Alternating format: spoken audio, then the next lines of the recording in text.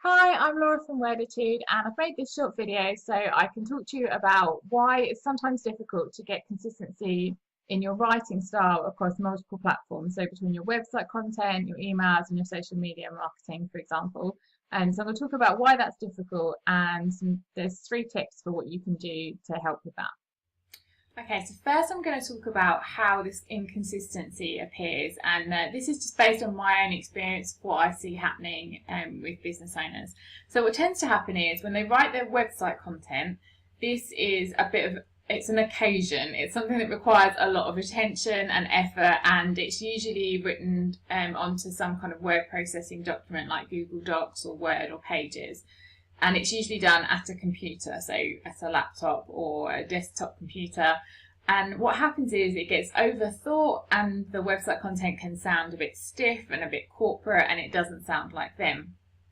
And the greatest contrast is seen when you compare that with the same business owner's social media content, which can sometimes, this is all over the place. So sometimes they sit and write it at a laptop or at their desktop, and it's something that's really well considered and thought out. Maybe they put a lot of effort into getting the tone of voice just right. There are other times when they're just sat on their mobile phone at the end of the day. I know I'm guilty of doing this. So like maybe I've had a glass of wine, I'm feeling really relaxed, and I just bash out a reply to someone in my Facebook group or on my page, and the tone of voice is completely different to what would appear on the website content.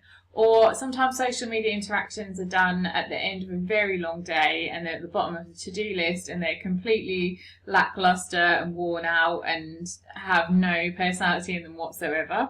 The same can happen with emails. So, at the start of the day, we're really enthusiastic and we reply to an email full of like bubbly personality, and that comes across in our writing. If it's an email that gets looked at the end of the day, then the writing style is not going to be anything like that. And we end up with this huge variety in the way that we come across on our website content, our social media, and our marketing emails, or even the not broadcast marketing emails, but emails that are sent like one-to-one between us and a prospect or a client. They can all sound very different. And the problem with this is it undermines the relationship that we're building with that potential customer. So if they come across to our website and we sound one way, and then we sound something different on social media, often what happens is they find us through social media and they like our tone and style, and we seem relaxed and friendly, and then they land on the website and they go, hang on, where did your personality go? You sound kind of beige and corporate and bland like everybody else. So that inconsistency makes it difficult to nurture that customer relationship. They want to see consistency in style. They want to know that the person that they're meeting online, on your website and your emails and your social media, that's you. So they want to see consistency across all those platforms. So now we've looked at how that inconsistency happens, I'm going to give you 3 tips to help you smooth it out. So we're all going to have good and bad days. So it's not going to be, you're not a robot. It's not going to be completely consistent all the time. But these 3 tips will help you get some level of consistency across all of your online platforms.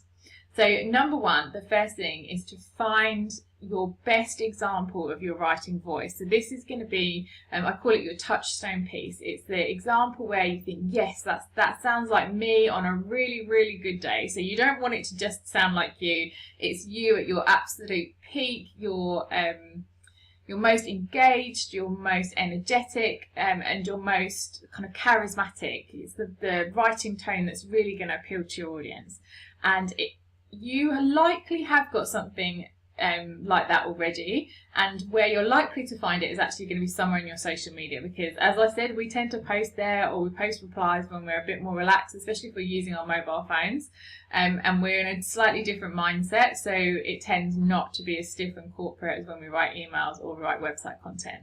So have a trawl through your social media posts or your blog posts and see if you can find some piece of writing where you think, yes, this really sounds like me, this is how I want to sound and how I want to come across to my audience, and that will be your touchstone piece of copy.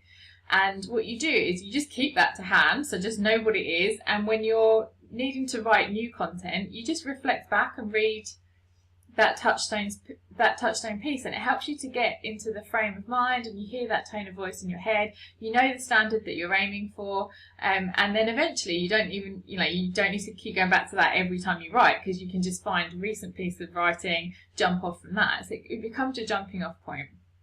If you don't have a piece of copy that springs to mind, I have got a very short, it's like the easiest copywriting course you will ever do for business owners, called Project Touchstone, and that's to help you write your Touchstone piece, and I'll put a link to that in the description so that you can find it. So that was number one. So number one is find or create your Touchstone piece of copy that's going to be your jumping off point for all future pieces of content. Number two is you're going to need to put in place some boundaries around when you create and publish content. So where I talked about, at the end of the day and we're tired and we've had enough and we just bash out an email and it's terrible, because we just want to get it done. Same goes with social media, or like you've had a few drinks and it's later in the evening.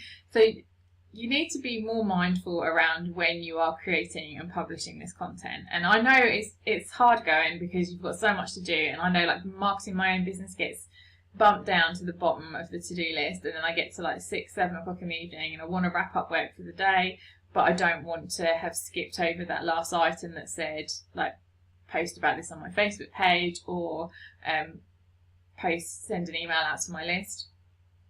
And so it gets tackled at the end of the day, and then it's not my best work. Like, I'm guilty of doing that too, even though I know all of this stuff. So I don't want to come across as if I'm doing it perfectly, because I'm definitely not.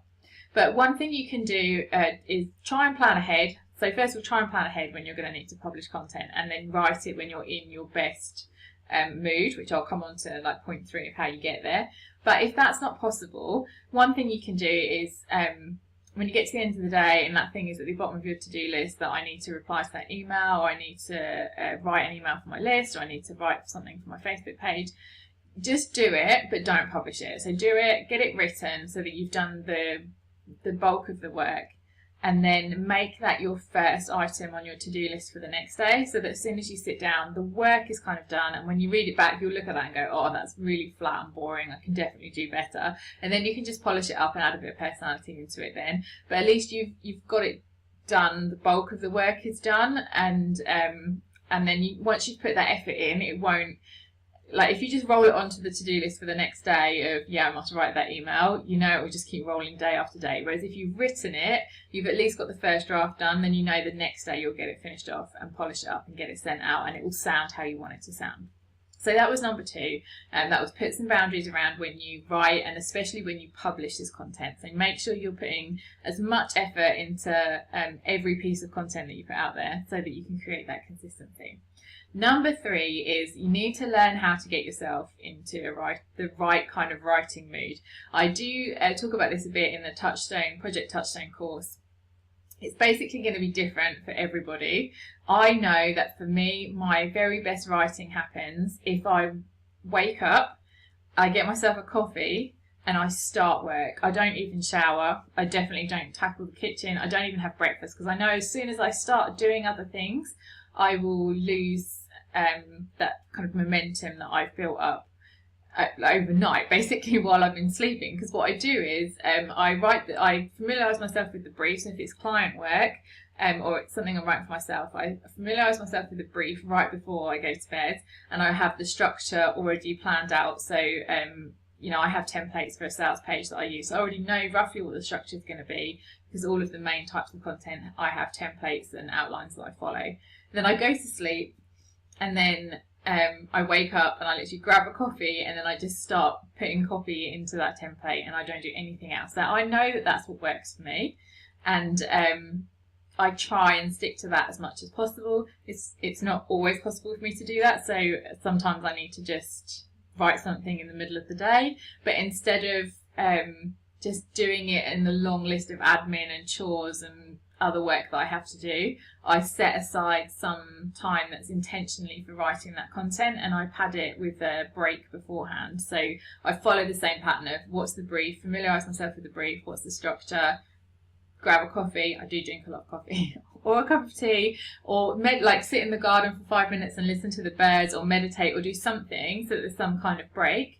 and then sit down and start to write. Have no social media open, don't look at emails, nothing to distract me from that. So that's my own brand of how I get into my writing mood. That's what works for me. It's going to be different for it'll be different for you. Like, some people like to write when they have music on in the background. I 100% can't do that. I have to have silence, and if I can't get silence, I have my noise cancelling headphones on to try and make it as quiet as possible. So you need to familiarise yourself with what works for you, and then if you need to do this, you can write up like your writing prescription. So on a piece of paper you write, these are the circumstances under which I write best, and I promise myself that before I sit down to write something, I'm going to do this, this and this, and put it somewhere where you're going to remember it. So the next time you're sat there and you're like, oh, the words won't come, I can't write, I feel so uninspired, you can look at what your own writing prescription is that you wrote for yourself, and then hold yourself accountable to that and think, actually, you know, I know what it takes for me to get into the right kind of mood for writing, and I'm going to put the effort in to do that, rather than just sit here banging my head against the table looking at this blank screen. So that was number 3, which was like, figure out what your own writing mood prescription is, and make sure that you spend the time and energy, even if it's just 10 minutes, getting yourself in the right frame of mind before you sit down to write.